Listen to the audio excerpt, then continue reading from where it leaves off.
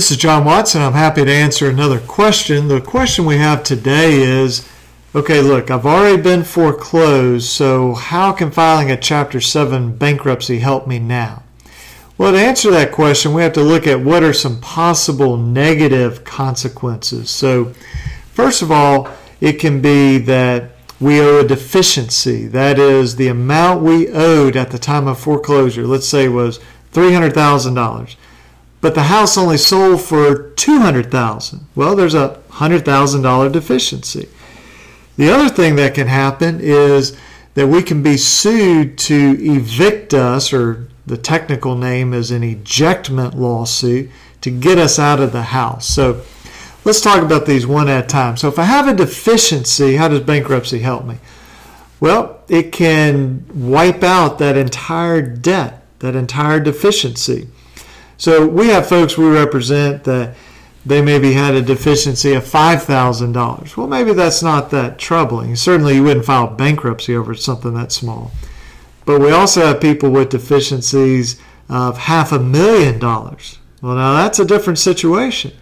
And it also depends on your income, how serious this deficiency is. But a Chapter 7 bankruptcy would wipe out that deficiency so you owe zero.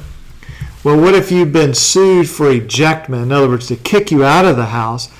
What benefit do you get from filing bankruptcy? Well, whenever bankruptcy is filed, there's something called the automatic stay.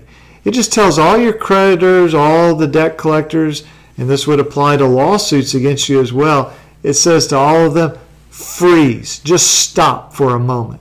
Do nothing. And let the bankruptcy court gather up your assets, gather up your liabilities, see what needs to be done. So it would cause that lawsuit to be stopped for some period of time. Now, not very long, maybe a couple months. And I would never suggest filing bankruptcy for that purpose, but if you're filing it anyway, that is an added benefit even after a foreclosure. So the question is, all right, I had a foreclosure, should I file bankruptcy now? Should I file it at some point in the future, or should I never file it? Well, it just depends. It depends on, do you have a deficiency? And if you have a deficiency, how does that compare with your income, with your other debts? In other words, is it something you can handle?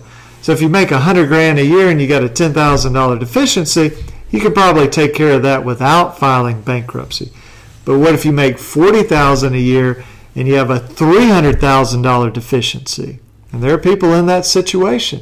Maybe they used to make $150,000 a year and now they make $40,000. Well, that's going to be awful hard unless that mortgage company gives you a really good deal to be able to get rid of that deficiency. So bankruptcy may be appropriate. So you can always check and see, well, I know how much I owed. What does the foreclosure deed and probate court say was bought for that, or paid for the house when it was bought at foreclosure? And ultimately, my suggestion is sit down with a lawyer in your state. So if you're in Alabama, you can talk with us. We can do it by phone or in person or by video chat, whatever's convenient. Let's see what your deficiency is. Let's see what your other situation is with debt, your income. See if it makes sense for you to file or not file. And then ultimately you can decide what's best for you. So if you have questions, comments, you can put those below. Also want to tell you that I appreciate you watching this video. I hope it's helpful. I know there's a lot that we haven't covered, but I hopefully have hit some of the high points here so that this will give you a good idea of maybe at least some things to start thinking through if you're in this situation of you've been foreclosed and now you're thinking about, do I need to file bankruptcy or not need to file bankruptcy? So again, hope this is helpful. You can give us a call at 205-879-2447 or go to alabamaconsumer.com. Thank you.